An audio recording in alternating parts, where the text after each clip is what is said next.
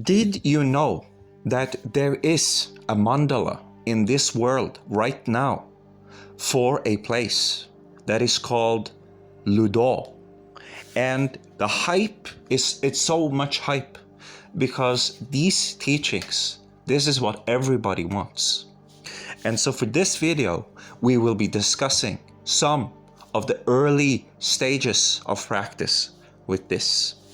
And the way I will go through it, you can already start today. So already tonight, you can have this and begin on this practice. Now, first of all, what is the square of Ludo? You see, in life, we go places, and those places age, and they change, and maybe there was some nice arcade, but then they closed down the arcade and opened up a clothing store, and then after a while, the video rentals closed down and everything closed down. And now there's no reason to be out on the street anymore. You can just do everything at home in your computer. And things change and everything breaks down. Everything ends in life. But in the fantastic square of Ludo, it's like a place that's very safe and good, and it can be there for us when we need it to be. And so the teaching and the method of practice for when dealing with this is that we try to be somewhere and have somewhere where we like to be that is different from the places on earth. Now, of course, we could start with the mandala teachings and look at the strength exercises that kind of gives these effects, but that will not work if our chitta is wrong.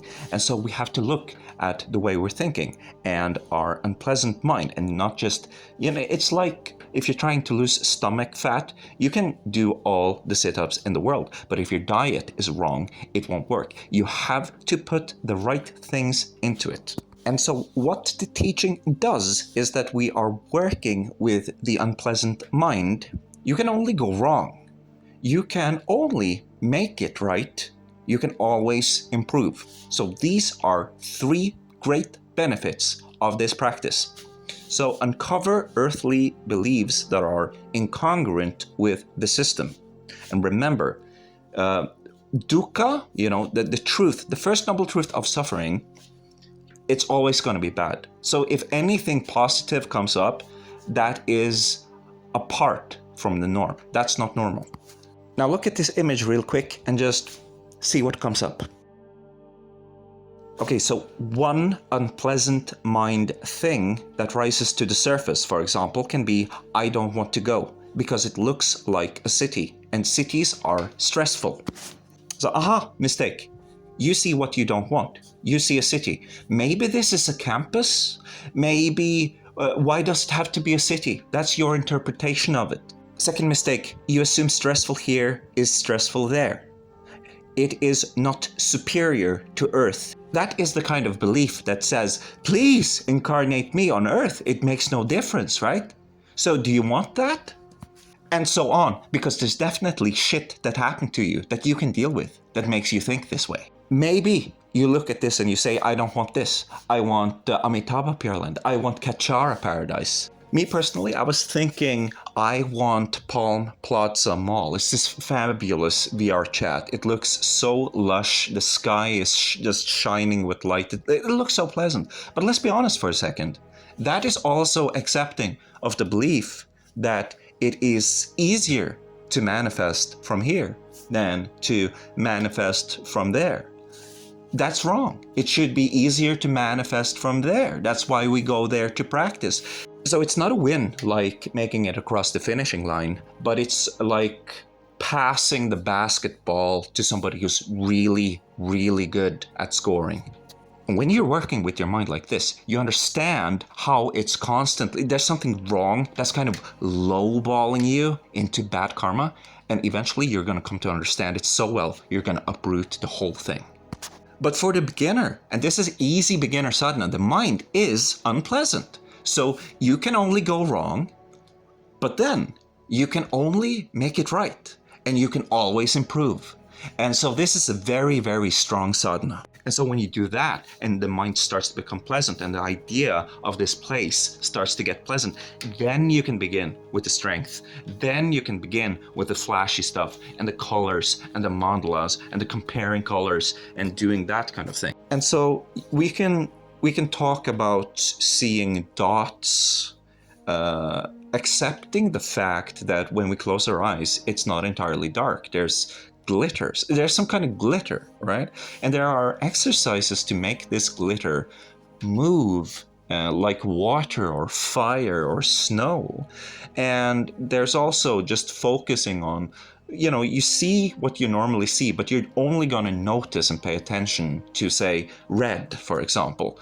And then we try to see colors, and then one tries to see mandalas, and then one tries to see the whole thing. And so there's a very clear and logic progression that works. Now, say you go to a retreat and that teacher does CHAKRASAMVARA or he does KALACHAKRA initiations, right? That's no problem. These are basics. These are basic exercises.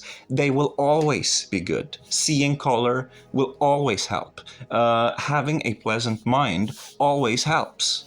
So you didn't waste any time. It's like, it's the best deal. It's the best deal. So this is definitely a practice. I would start with this practice right now. You could go for a walk. Just go for a walk, Everybody needs to walk. Maybe you didn't have my walking meditation. Then imagine the land, the square of Ludo, and be like, okay, what's the issue? I think it's boring there. What do you think is happening? What should be different? What is the wrong conception of Ludo Square? And then you fix that, and now you want to go there and imagine the mandala, fall asleep, go there. Tell me more about the square of Ludo. No way. That would defeat the whole purpose. You make yourself pleasant. Oh, it's so wonderful, beautiful, pure land with everything you like, sugar and spice and everything nice. It's such a good energy. I wish you could see it. It's so fantastic there.